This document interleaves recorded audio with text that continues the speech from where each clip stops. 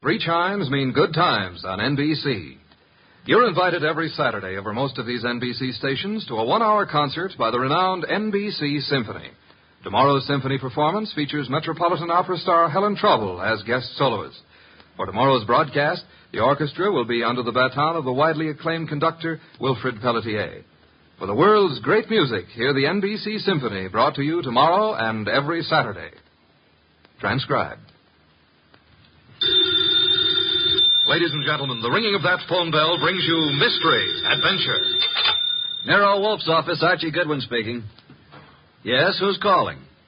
Mr. John Blake? Well, is this a matter of business? That's fine, Mr. Blake. I'll just call him. Archie, I'm not here. Tell him I'm up in the plant room with the orchids. I was going to call him to the phone, but he's up in the plant room with his orchids. What sort of a case is this, sir? Really? Really, is that so? Is it a man or a woman? Oh, I understand perfectly. It's a man. Well, at least that's something different. Yes, sir, very urgent, I understand. And I assure you, Mr. Wolfe will be here waiting for you. The fee? Shall we say about, $1,000? I will not see any client until after dinner. Fritz is having mountain quail on toast. Yes, Mr. Blake, come at once. What were you saying, boss? Confound you, Archie, nothing but business. All the time. What's the problem? I don't know. And at $1,000, considering our bank balance, I'll help him poison his great-grandmother.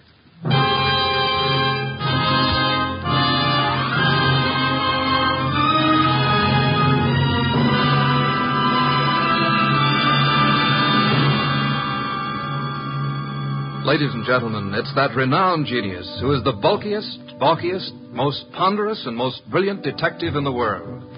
Yes, none other than that chair-borne mass of unpredictable intellect, Nero Wolfe, created by Rex Stout and brought to you in a new series of adventures over this NBC network in the person of Mr. Sidney Greenstreet.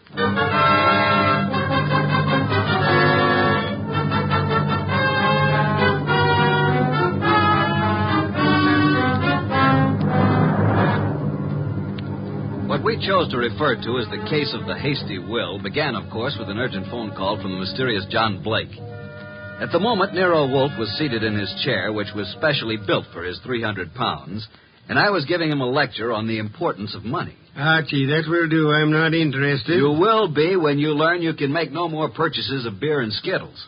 You've passed up 2 cinch cases now. Each would have meant a healthy fee.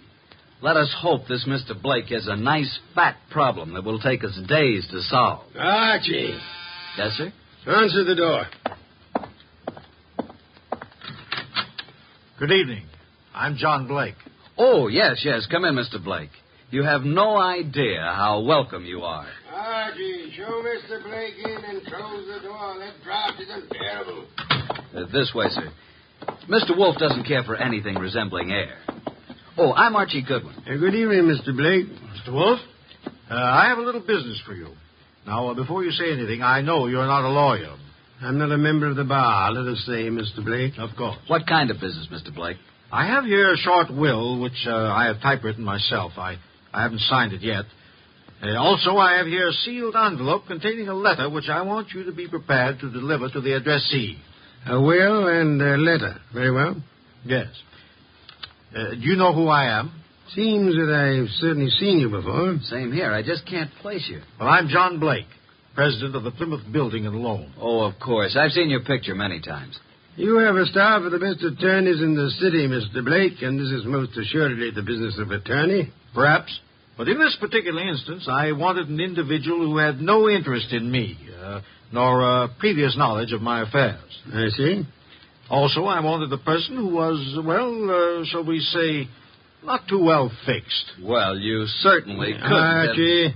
Imagine Mr. Wolfe being in need of money. Just why can't your attorneys handle this? You'll know in a moment. But when I leave here, I want you to forget the whole thing, for the time being. Indeed. You have said it. Here's the will. You may read it. Archie. January 25, 1951. To my daughter, Anita Blake, I do hereby bequeath all my property, personal and real, including the portrait painting of her mother, my dear deceased wife, Marcia Blake. This will supersedes any and all instruments previously drawn. Sure. Simple enough, isn't it? That's all. Now, the pen, please, and I'll sign it. Now then, you sign as witness, Mr. Goodwin. You retain the will, Mr. Wolfe, and the envelope here, which is addressed to Hilary Blake, my brother, who is now living in this city. Your brother? He's just recently returned from 25 years in Australia. Though Hilary has written me several times, I have not favored him. We've been estranged these many years over, a certain unpleasant situation which this enclosed letter will clear up. Are you in fear of your life, Mr. Blake? Murder? No, Mr. Wolfe. There was a time, yes, but, not now. You will know what to do with the will and the letter, though, when the time arrives. Now, as to your fee, you said, 1,000? Well, we usually receive... 1,000 will do. Well, here's a check, all made out. If you're thinking of suicide, Mr. Blake, we must warn you. If you don't care to go through with this, please say so. I'm not planning on suicide, I assure you. We have taken the job, Mr. Blake. And good evening, gentlemen, and thank you for your kind indulgence. Well, that's the simplest little 1,000 we ever made. I believe, Mr. Goodwin, you're going to be quite surprised. I want you to get acquainted with John Blake's secretary. You will more than earn this 1,000, young man.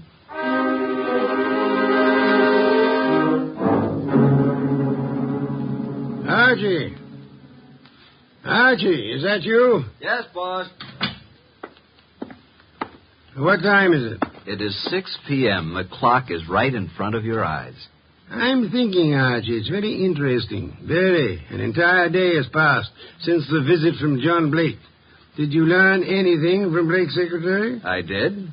He left his office late yesterday, she said. His daughter Anita is quite upset because he didn't come home. Check his club? Yup. I didn't talk to the daughter, but I learned that she's engaged to a young fellow named Wilbur Martin.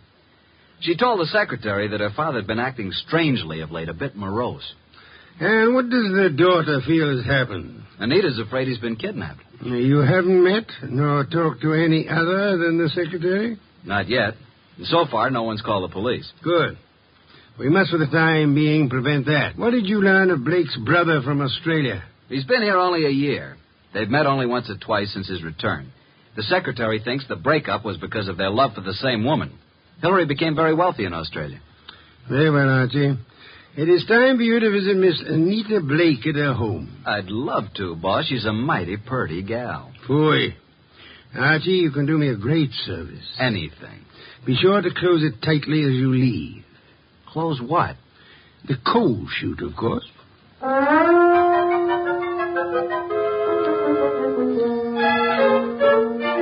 I'm awfully glad you could come, Uncle Hilary. Wilbur seemed to think you might know something about Father's disappearance. No, I don't know, Wilbur. I'm just as nonplussed as you are. When did you see your brother last? Oh, it's been 4 or 5 months. Why? Oh, I just wanted to know. What do you two think has become of him? Surely you know his recent actions better than I. Well, at first I thought he'd been kidnapped. Now I'm afraid it's suicide. Oh, I say, really now. Have you been putting such ideas into our head, young man? On the other hand, could have been murder. Oh, indeed. Well, I suggest that the police be called. Hospitals, the morgue, every place. Have you thought of doing that, young man? I was going to. Oh, really? Then what are you stalling about? I'll just step into the library and do it myself. Oh, it can't be, Wilbur. It just can't be. Miss Blake, there's a Mr. Goodwin to see your father. Oh, I'll see him. Thank you, Miss Blake. I'm Archie Goodwin. This is my fiancé, Mr. Wilbur Martin. Mr. Martin? How do you do? What is it you want, Mr. Goodwin? Is your father here, Miss Blake? Why, no. No, he isn't. What is your business, Mr. Goodwin? Why do you want to see Mr. Blake? As a matter of fact, I don't really want to see Mr. Blake because I don't think he's here. I came to see Miss Blake. Just who are you? I'm a detective. Police? Private investigator with Nero Wolfe. John Blake has disappeared. I know you're trying to keep it out of the press because you think he's been kidnapped. We have called the police. Oh, what do you think has happened to my father? I think he's dead. Oh, dear. Why do you think that? Yes. Just what do you know, Mr. Goodwin? Oh, Anita, I want to ask you a few questions. I think it's advisable. Mr. Blake. Yes? I thought you were done for. I don't think I... This chap is a detective. I'm sorry about this, Mr. Blake, but curiosity got the better of me. I hope I haven't wrecked things. What are you talking about? You remember the agreement. What agreement? Mr. Goodwin, do you know who you're talking to? Why, yes, John Blake. Oh, no, Mr. Goodwin. This is my Uncle Hillary, my father's brother. Hillary? Hillary Blake? Yes, my father's twin brother. John and Hillary were twins. Of course. Well, that's news to me. I didn't know that. What did you know about him? Well, now that I look at him, now that I can recall his speech, there is a difference. And now, why do you think John Blake is dead? I've just come from police headquarters. Oh, you mean he's been murdered? No. From all indications, he's committed suicide. Suicide? Are you sure? Poor father. Oh, I was afraid of this. This morning, a hat and an overcoat were found on the East River docks near Pier 9. In the coat was a typewritten copy of a will made yesterday. The hat bears the initials J.B. There was a will? Yes. Could you identify the hat and coat, Miss Blake? Well, yes, of course. Very well. Come in, Sergeant. This is Sergeant Hamlin. Miss Blake, do you recognize this coat and hat? Yes. Oh, yes, I do. They were father's. Oh, Wilbur. Suicide? I can't understand it. But the hat and coat are not conclusive evidence. What about the will found in the pockets? Show them the will, Sergeant. Read it, miss. You read it, Wilbur? To my daughter, Anita Blake, I do hereby bequeath all my property, personal and real, including the portrait painting of her mother, my dear deceased wife, Marcia Blake. This will supersedes any and all instruments previously drawn. But no signature. I have the original. Here you are. Where did you get this? Notice the signature of the witness? Archie Goodwin. You witnessed his signature? In Nero Wolfe's office. But Mr. Blake had his own attorneys. Nevertheless, he came to Mr. Wolfe to take care of the will. If we hadn't recognized him from his photos in the papers, I wouldn't have witnessed the signature. Anita, is this your father's handwriting? Yes. Yes, it's his, all right. But this still isn't proof that he's dead, nor that he committed suicide. No corpus delicti. And the body may not be found for days. But this evidence we have here certainly indicates that a body will be found eventually. Maybe not, Mr. Goodwin. It's possible they could have... What were you going to say? Nothing. Miss Blake, in a way, I blame myself for your father's death. How do you mean? I had a sort of premonition. It's obvious now why he came to Nero Wolfe. Is it? He wanted someone who didn't know him personally. His own attorneys would have been able to see through his plan and prevent his carrying it out. But he made a will. Why did he draw this new one? Yes, that's what I don't understand. Well, I still am not convinced that he committed suicide. Mr. Blake, here is a letter he asked to be delivered to you. Oh, well now. Perhaps it will shed some light on the problem. What does it say, Uncle? Jove. It says, Hillary, for 25 years now, jealousy and bitterness have kept us apart. I know why you stayed in Australia all these years. I know you loved Marcia. She was rightfully yours. But I loved her, too, and I couldn't go on without her. I know you've despised us both, and I've pretended to despise you. I had to pretend, because I lied to Marcia. I told her you were engaged to marry a woman in Sydney. Marcia was innocent. I was to blame. When Marcia died last year, and you wrote that you were coming back, I knew then that your resentment had faded, but I didn't answer you, and I've kept away from you because I couldn't face you. I've told you all this because things have happened which you will learn soon enough that have decided me to close my book and write fini. I have made a new will, leaving everything I possess to Anita. Anita is young, Hillary, and I beg you to watch after her as though she were your own, which, but for my selfishness, she might well have been. Forgive me, Hillary.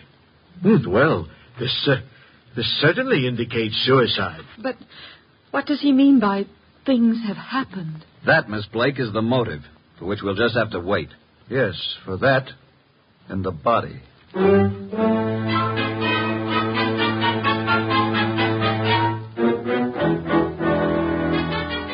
Well, boss, up here in the conservatory a bit early, aren't you? How are the orchids? Oh, it's a nice sunny morning. Even though it is around 0 outside, the sun is fine for them. And behold, Archie. Huh? What is it? The Dendrobium scorostel. Yes, indeed. What about it? Showing 2 buds. Most encouraging. Indeed so. Boss, I can't take the steam heat here. Tell me, this painting of Marcia Blake, is it large? It hangs over the Blake mantle, about 3 by 4 feet. find it most intriguing that John Blake should mention the painting in so short a will. And Hillary, does he seem to offer any suggestion on this problem? He has very little to say. Wilbur has definite ideas, and he's in there pitching all the time. He has a rather unpleasant way about him, though. You have talked with Inspector Kramer? I have. And asked Miss Anita and Hillary to meet you at the morgue to look at the body? Right. And I left Wilbur out of this gathering. This body is practically unidentifiable, huh? In Kramer's opinion, it is. After you're finished down there, I'd like to have a chat with this Wilbur Martin. Okay, but you'll get nothing out of him. I've tried. Archie, you're becoming so conceited. Soon I fear I'll have to fire you. If it were summer, I would forthwith resign. Run along and close our coal chute behind you.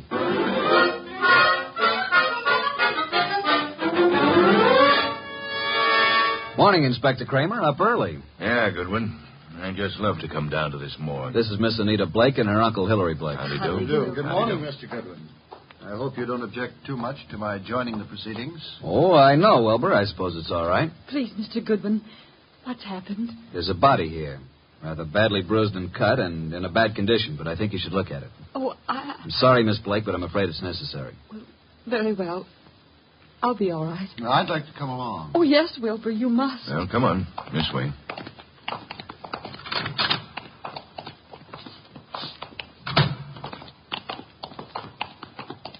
Well, here we are. Wilbur. Oh. What do you say, Miss Blake? Oh, Now get hold of yourself, Anita. Please, you must. yes.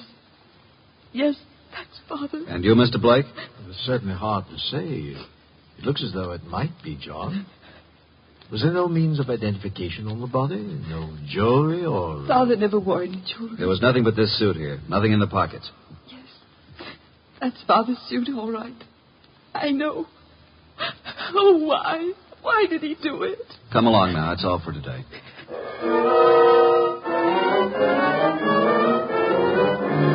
Mr. Wolfe, this is Mr. Wilbur Martin. Ah, yes. How do you do, Mr. Martin? Sit down. Thank you, sir. No. Take the red leather chair. That's right. So glad you could come. Archie, beer for us. Tell me, Mr. Martin, you saw the body? I did.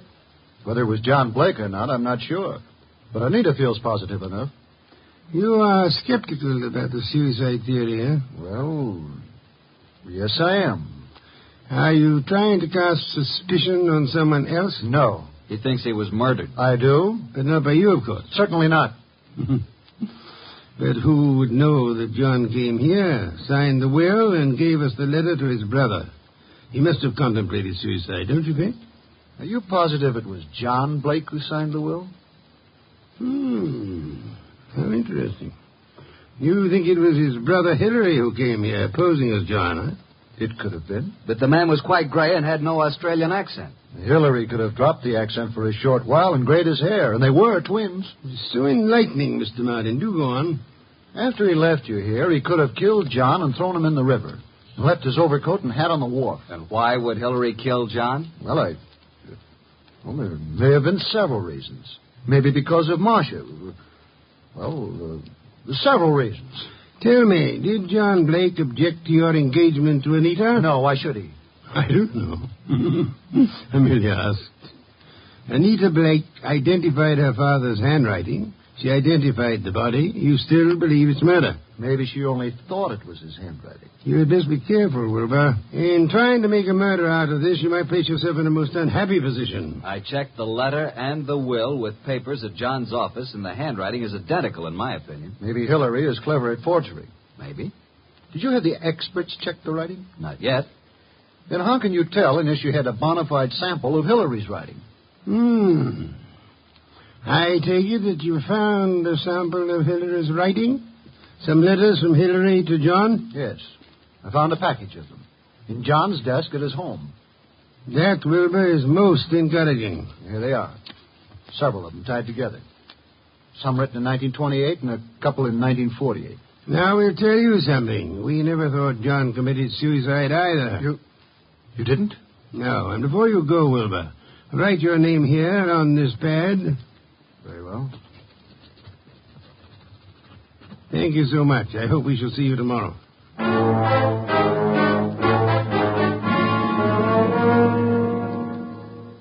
Well, I'm surprised, Inspector Kramer, to see you out in such inclement weather. I like the cold spells. Sit in the red leather chair. Yeah, thanks. Good.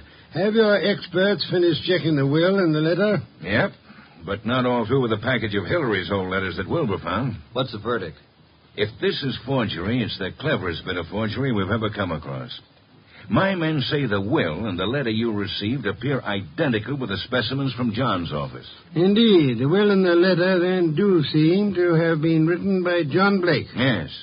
But on the other hand, and this is unusual, by comparing this letter from John with a letter Hillary wrote from Australia in 1948, we found characteristics in both men's letters which were definitely similar. Then, Inspector, you feel that Hillary might have written the letter and signed the will. That it was Hillary who came to my office? It's a tough thing to prove, but I think that's being on the right track. Inspector, what about the rest of the package of letters I got from Wilbur Martin? They're still working on those down at headquarters. What about young Wilbur? So far, can't see much in him to worry about, but it's a bit early. Archie, phone out to the Blake mansion and tell Wilbur Martin that we've uncovered the whole thing. And if Wilbur's in on it, he'll be gone before you get there. We can pick him up later. Okay. I'll let you know about the rest of Hillary's letters. Good. We won't phone out there until you're finished. I'll call you as soon as possible. Archie, I want you to look into the affairs of the Plymouth Building and Loan Company. See what you can learn about the actual stability of the company. Okay. Boss, please put on your muffler and overcoat and open a window. A candle couldn't burn in this place. Yeah. I'm on my way.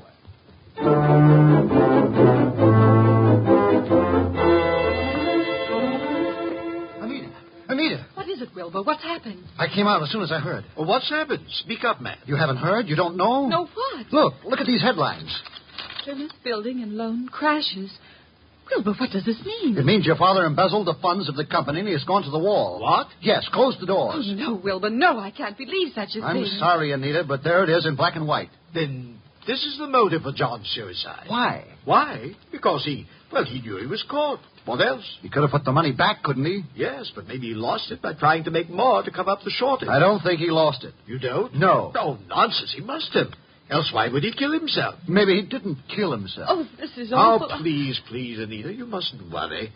I know this is very embarrassing for you, but it isn't your fault. Now, let me take you away for a while. We can run down to Mexico until this blows over. You won't take her to Mexico. You won't take her any place. Just what do you mean? What's wrong with you, Wilbur? You're acting stupid. Your father may have fleeced the company, but I don't believe he lost the money. Wilbur. He hid the money, and your Uncle Hillary found the hiding place. And he set up the suicide to cover your father's murder. Hillary killed him. Oh, you're crazy. You're out of your mind. Why, this doesn't make sense. I have all the money I need. Yes, you have now. Pack your things, Anita. I'll phone the airport for reservations. You can't leave at a time like this. You won't leave this room. Do you know what can be done to you for threatening people with firearms? I'll call the police. You don't need to call the police. I've just talked to that detective, Mr. Goodwin. He's on his way here. The police have uncovered everything. I know you killed John, and you have the money. Wilbur, you're out of your mind. I know what I'm talking about. Get out of here. Get out. I won't leave. No one will leave till Goodwin comes.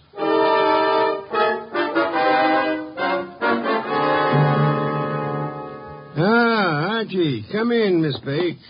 Mr. Blake, Mr. Martin, glad you were all able to accept my invitation. You too, Inspector Kramer. Yeah, I know how glad you are I could be here, Wolf. Please be seated, folks. Hillary was going to Mexico on the next plane and taking Anita with him. Mexico? John Blake stole the money from the company, but Hillary found out about it and killed him. Mr. Wolfe, this is utter nonsense. Mr. Blake, Inspector Kramer's handwriting experts have examined the will and the letter left with me. They have also checked them with your recent letters from Australia. Indeed. And your letters from Australia show a definite resemblance, having the same characteristics as the letter and the will you've given me. You mean you think that I signed the will and wrote the letter? Definitely. Ridiculous. But there's something else. The will mentions a painting of Marcia Blake, Anita's mother. Archie, where is that painting? Did you bring it? It's here. Bring it in here, Sergeant. Just a moment. I hope you don't mind, Miss Blake. What are you doing to it? Tearing off the paper backing of the picture. Yes, and there you are. There's the reason for the whole thing. Bonds. pasted in the back. Thousands of dollars in negotiable bonds. Then Hillary did know about the money. He killed John for all this. He had Anita order the picture to be credited for shipping. I did no such thing. Nevertheless, you didn't kill John Blake. Certainly he did. Look at these two letters from Hillary Blake to John here in America.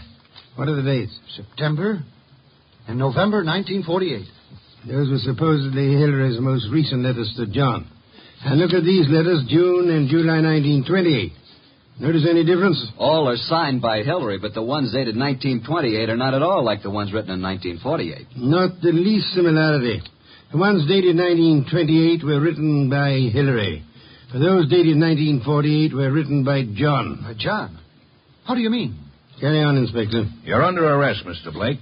Not for murder, because there's been no murder. You're under arrest on a charge of embezzlement. Embezzlement? Oh, but how And can you, Miss Blake, are under arrest as an accomplice. What? I don't understand. Mr. Wolfe. Wilbur, you yourself unearthed the old 1928 letters, really written by Hillary from Australia. The recent letters are not in the same handwriting. They were poorly forged by John in 1948. Furthermore, we checked with Australia and learned that Hillary Blake died in Sydney 10 years ago. And this man here is really John Blake, posing as Hillary to escape the penalty for looting the company. Anita. It just doesn't seem possible. Anita knew all about it, and they might have gotten away with it if they hadn't come to us, Archie. What a fantastic plan. I'm giving you back your $1,000, Mr. Blake, but I'm afraid it won't do either of you much good now. Thank you so much, Inspector Kramer, for dropping in.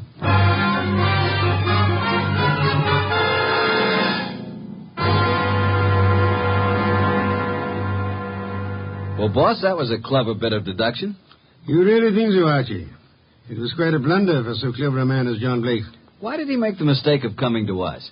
There are many holes in the plans of the criminal mind. He must have forgotten about the 1928 letters, or he would have destroyed them. And he underestimated Wilbur's intelligence. And I thought he was a dope, too. But he was half right.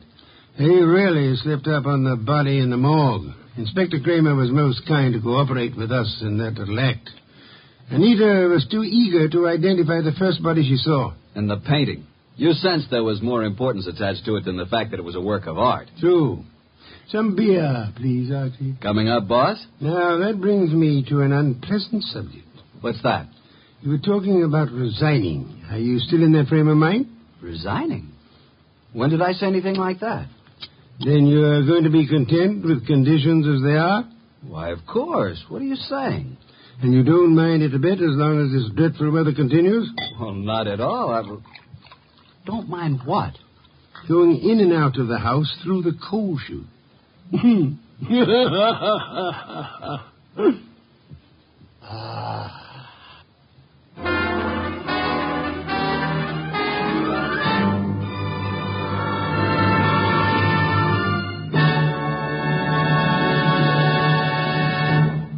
You have been listening to The New Adventures of Nero Wolfe, starring Sidney Greenstreet.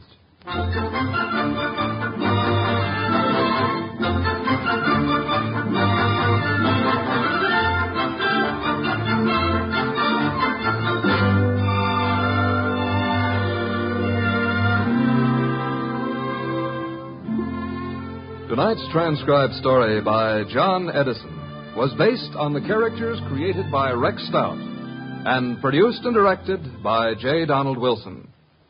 In tonight's cast were Harry Bartell as Archie Goodwin, and Victor Rodman, Louise Arthur, Hal Gerard, and Bill Johnstone. Next week at this same time, Nero Wolfe and Archie will bring you The Case of the Disappearing Diamonds. Don Stanley speaking. 3 chimes mean good times on NBC.